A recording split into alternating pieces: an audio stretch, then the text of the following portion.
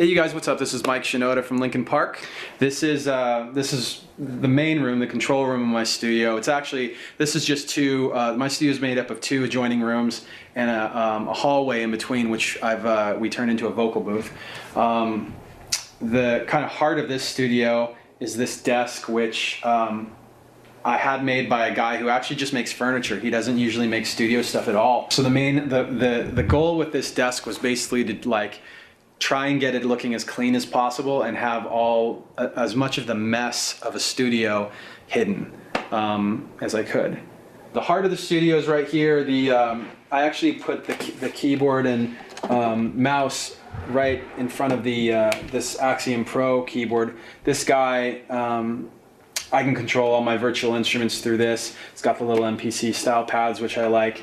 And that way I actually have the sustain pedal underneath the desk as well. And so that way I can just quickly pop up a virtual instrument and start playing it. I don't have to go plugging in a bunch of stuff. The other rack here is my this Virus TI Polar and my MPC. The MPC was one of the first pieces of gear that I ever had, and so I've been building an MPC library for at this point 15 or 20 years. So it's pretty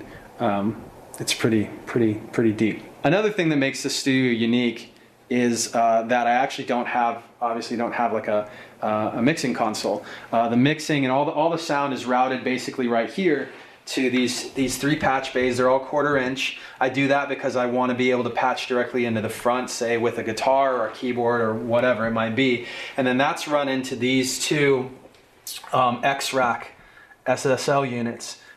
Basically what these are is these channels right here are your I can bring these channels in through these patches down here, and these are the what they call the VHD units that have their own SSL signature VHD drive sound. So if you overdrive them, it's got that nice little crunchy sound.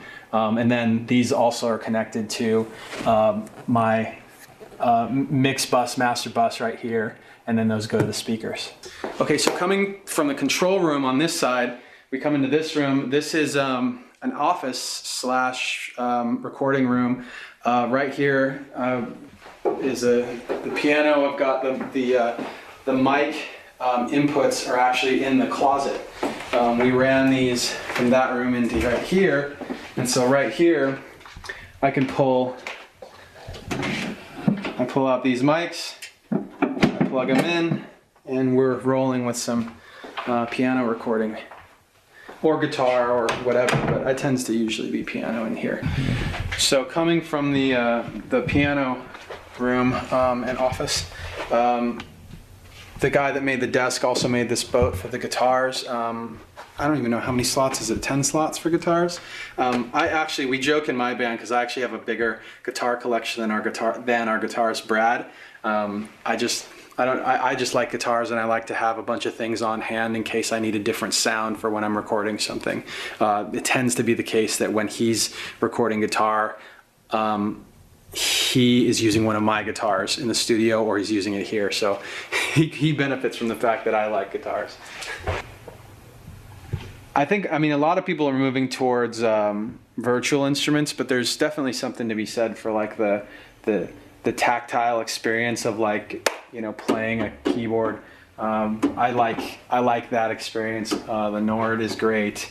I use that a little bit. This Miko is cool as well. I'm kind of newer to this, but I'll be actually taking a Nico out on the road because it's a software-based keyboard, so I can just upload virtual instruments into that and play. I think I'll have more I'll have the means to play all the stuff that we did on the record that way. It's actually going to be a new experience. And what's nice too is that it's actually touch screen, so you can create pads on the screen and use those to play samples or play tones, which is nice. Okay, so back to finishing off the studio tour.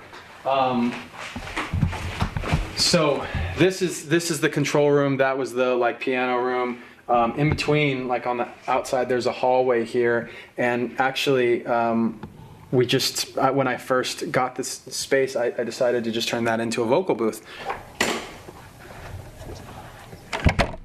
So we just threw the soundproofing on the walls, the acoustic treatments on the walls, and put the mic in here with another little box. And now we can do guitars in here. We can do vocals in here.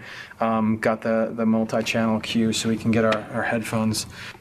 My vocal chain is a U47 through an EMI TG2 through an 1176. So the TG2 is actually a less expensive option for those of you who, if you can't afford, Neve, Pre's and stuff like that.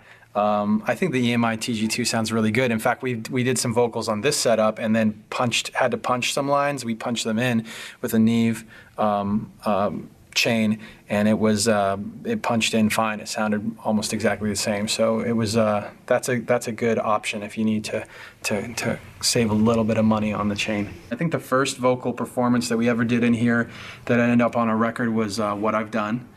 We did that in here, and then we did about probably a third to a half of the new record in this little spot too. So it doesn't take that's the great thing about home studios these days, is it doesn't take an amazing expensive studio to make a good record. You can really just get good software, good gear, and know what you're doing, and you can create the exact same sound that you would get by renting a studio for hundreds or thousands of dollars a day.